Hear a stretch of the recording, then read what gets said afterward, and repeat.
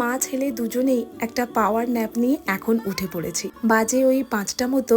শ্রীহুর জন্য খাওয়া রেডি হবে, সাথে পিঙ্গুরও। তার আগে দেখাই ঘুম থেকে উঠলেই জল খাওয়া নিয়ে কেমন বায়না করে। ফাইনালি ও জলটা খেয়েছে, এখন ওকে একটু রেডি করে দিচ্ছি। বিকেলের এই সময়টা শ্রীহু খোলা জায়গায় খেলতে খুব ভালোবাসে। তার উপর এখানে তো এত বড় জায়গা পেয়েছে, তাই ওর খুশির কোনো শেষ নেই। আর এদের বাগান, চারিদিকের জায়গা, এসব তো ঘুরে শেষ করাই যাবে না। যাই হোক, ওগুলো সব পরে দেখাবো। এখন আসি শ্রীহুকে বিকেলে কি দিয়েছিলাম রাগি আর সাথে খেজুর।